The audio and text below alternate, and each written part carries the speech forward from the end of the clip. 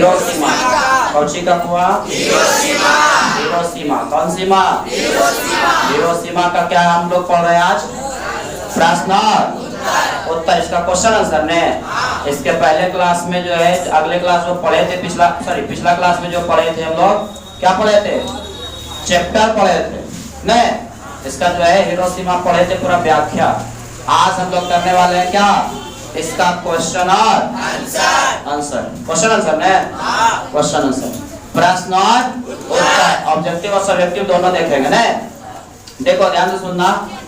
कविता के प्रथम अनुच्छेद में निकलने वाला सूरज क्या है, वह कैसे निकलता है?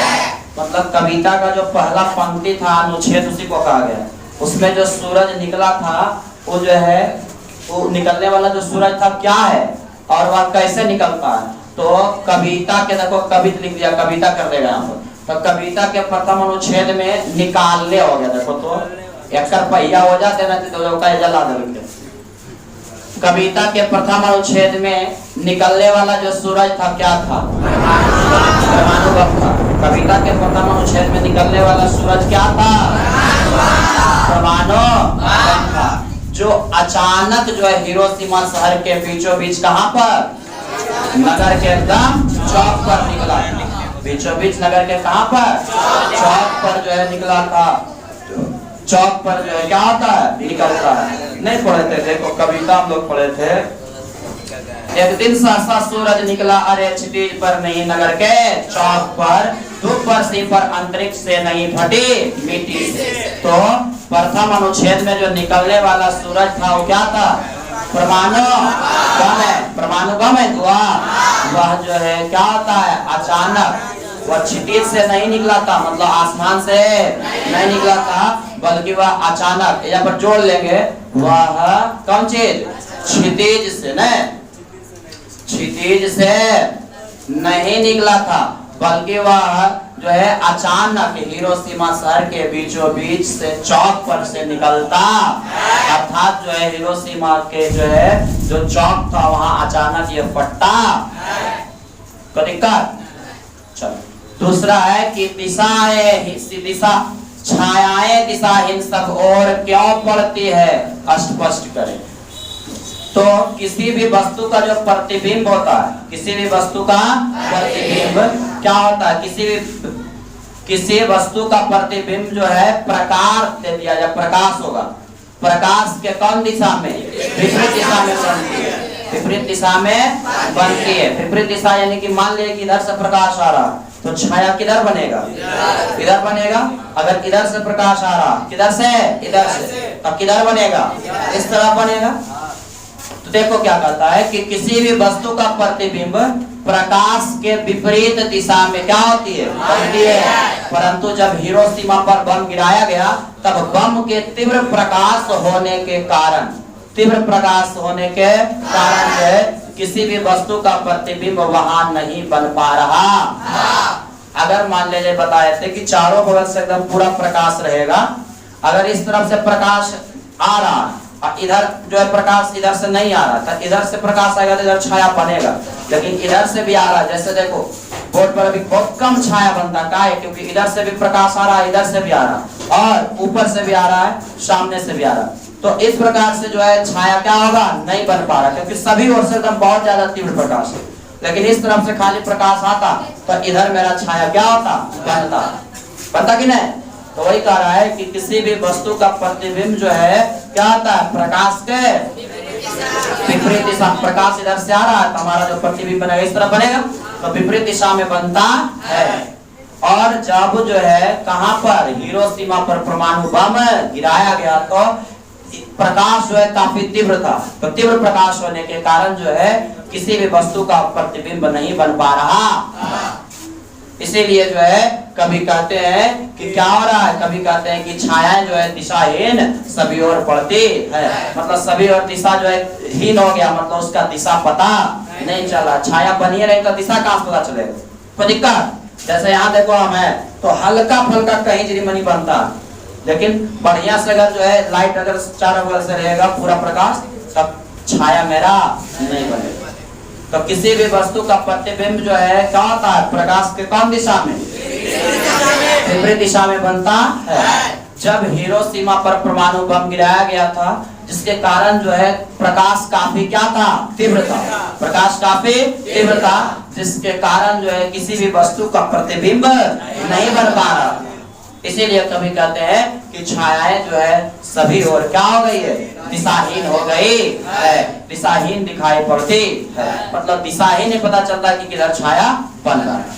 कोई दिक्कत? अगला क्वेश्चन देखिए। अगला क्वेश्चन कहता है कि प्रतिज्वलित क्षण की दोपहरी, प्रतिज्वलित क्षण की दोपहरी, प्रतिज्वलित क्षण की दोपहरी से कवि का आशय क्या है? प्रतिज्वलित जो क्षण है उससे कवि का क्या आशय है? तो देखो, प्रतिज्वलित मतलब सूर्य जो है दोपहर के समय अत्यधिक गर्मी देती है, एकदम काफी तीव्र प्रकाश किस समय देता है सूर्य? दोपहर के समय, क्योंकि वो जो है हमारे ठीक एकदम क्या आता है, सीधे, और प्रकाश जब सीधे आता है तो दूरी कम जाता है, जब कम जाता है तो गर्मी ज्यादा लगता है। अब भोरे भोरे काफी तिरछा, तो तिरछा में दूरी बढ़ता है। जैसे मान लो एगो ऐसे नहीं, एगो ऐसे, तो दूरी के ग्राम ज्यादा होगा, तिरछा में ज्यादा होगा कि नहीं होगा? अगर इसके बराबर में इधर लेंगे ऐसे, इसके मान लो इधर से इतना दूर बराबर लेते हैं तो इसका दूरी क्या होगा, कम, इसका दूरी ज्यादा। त्रिकोणमिति में पढ़ा होगा या नहीं पढ़ा होगा? ठीक है, तो कर्ण हमेशा बड़ा होता है क्योंकि तिरछा रहता है। तो सूर्य जो है दोपहर के समय अत्यधिक गर्मी लेती है, अत्यधिक गर्मी देती। ठीक उसी प्रकार जब हिरोशिमा पर बम जो है गिराया गया ना, तब उसके गर्मी से वहां जीव जंतु भाप बनकर क्या हो गए, उड़ गए।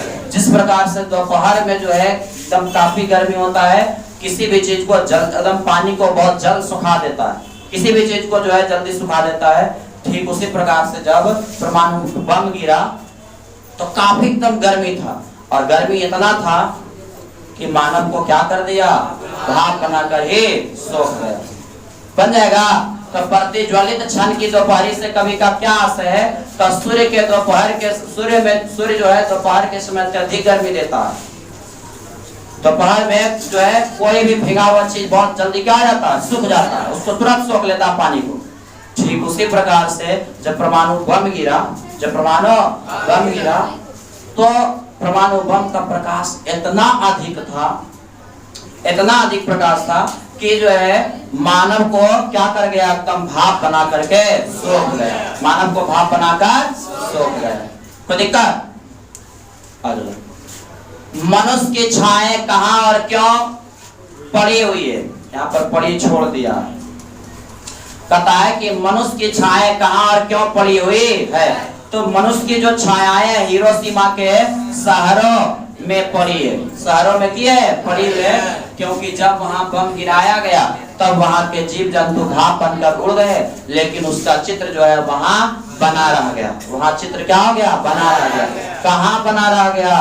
तो हिरोशिमा शहर के जो है आपका कहाँ, सड़कों पर, कहाँ, सड़कों पर। उसके बाद जो है आपका पुरानी इमारतों के ऊपर, पुराने, या तो फिर आपका जो है वहां के पत्थरों पर, पत्थरों पर, कहां पर हुआ, पत्थरों पर। सुनो, मन जब बम गिरा तो एकदम डायरेक्ट क्या हो गया, जल के खत्म।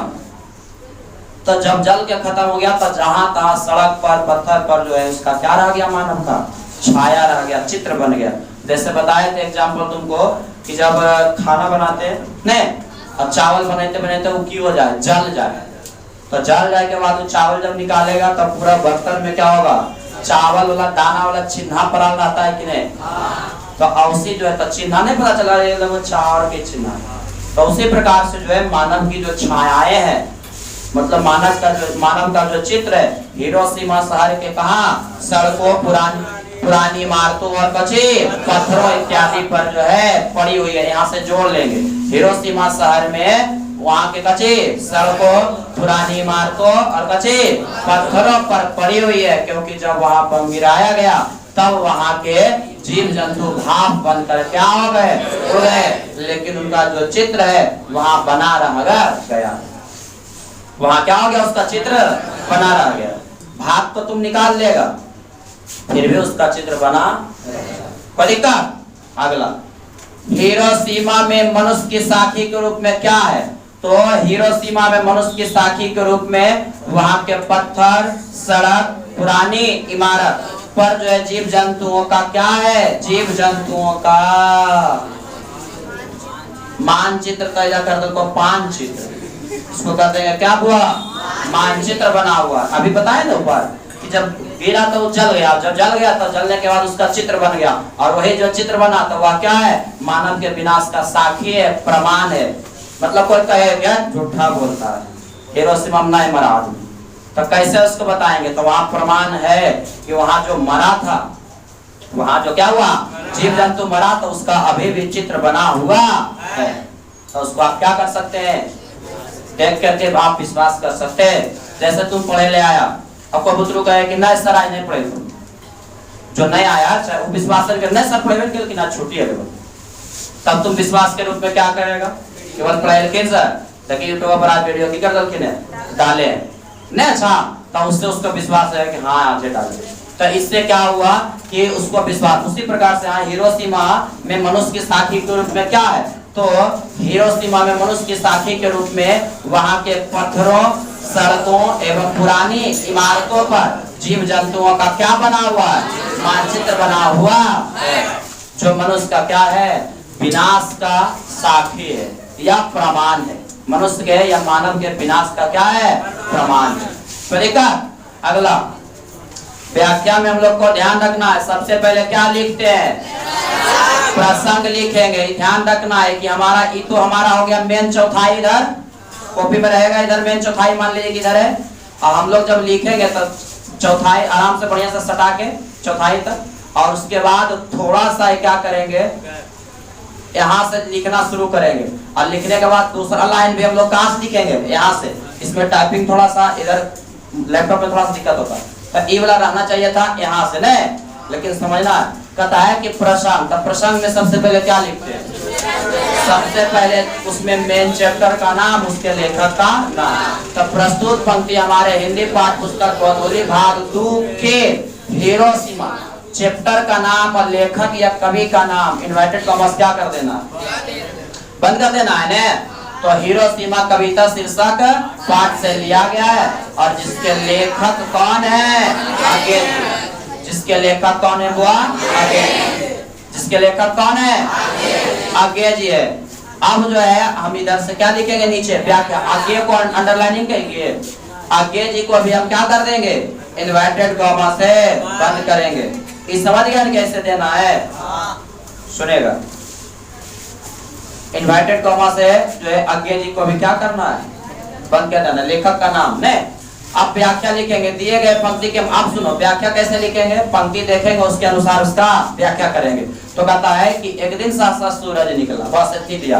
तो दिए गए पंक्ति के माध्यम से कवि कहते हैं कि जब हिरोशिमा पर बम गिराया गया तब वह जो है अचानक फटता है। फटेगा कि वो आराम से आएगा, पूछेगा कि मैं हाँ बम नजदीक आया, थोड़ा सा मुस्कुराया और थोड़ा सा शर्माया, फिर हमसे पूछा कि क्या करूं, मैं बम हूँ, थोड़ा सा फट लो। तो मैंने कहा फट लो। इतना टाइम देगा? तुरंत फटे। तो अचानक जब बम फटता है तो लगता है कि अचानक सूर्य का क्या हो गया है? उदय हो गया। अचानक इतना एकदम प्रकाश फैल जाता है कि लगता है लोग एकदम तुरंत क्या हो गया है? सूर्य लगता है उदय हो गया है। तो बम जब अचानक फटता है तो लगता है कि सूर्य का क्या हो गया? उदय हो गया है। तो दिए गए पंक्ति के माध्यम से कभी कहते हैं कि जब हिरोशिमा पर बम गिराया गया तब जो है अचानक वह फटता है। जब फटता है तो लगता है कि अचानक सूर्य का क्या हो गया? उदय हो गया। लिख देगा। अगला है हमारा कि काल सूर्य के रथ के पहियों के जो अरे टूटकर बिखर गए हैं 10 दिशा में। कविता शीर्षक पाठ से अरे और यहीं तक है, वो ये फालतू दे दिया है। बिखर गए हैं 10 दिशा में, फालतू दे दिया, पैसा ज्यादा से दे लगो। आप सुनो सुनो, हल्ला नहीं करो, सुनेगा। देखो यहां तक है हम लोग का, ये नहीं है, ठीक है। सुनो ये नीचे वाला कटे ऊपर। कहता है प्रसंग। कछुआ प्रसंग। प्रस्तुत पंक्ति हमारे हिंदी पाठ्य पुस्तक सेम लिखा है मैंने। गोधूली भाग 2 के हीरो सीमा कविता शीर्षक पाठ से लिया गया। और इसके लेखक कौन है?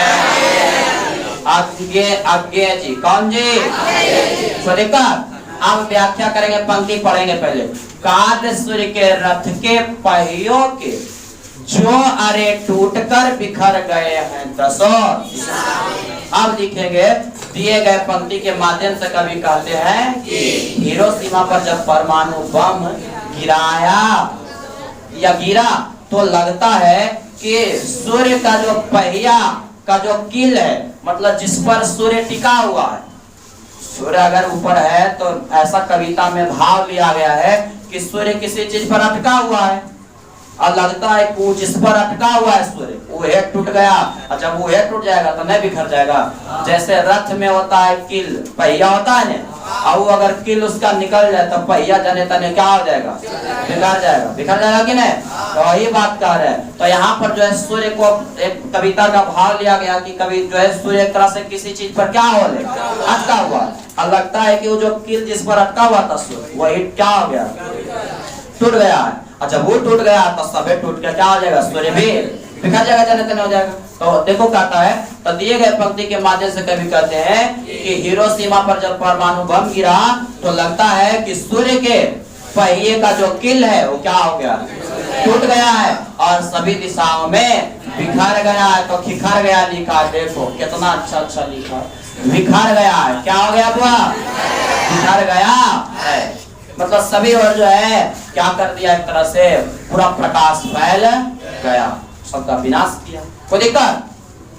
अगला है, मानव का रचा हुआ सूरज मानव को ही भाप बनाकर सो गया।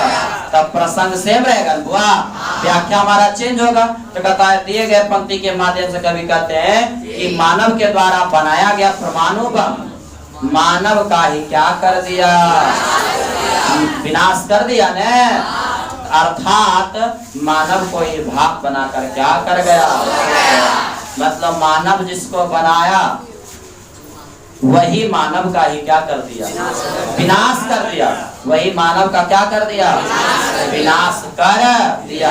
जिसको बनाया वही विनाश कर दिया। कोई दिक्कत? कोई दिक्कत? चलो।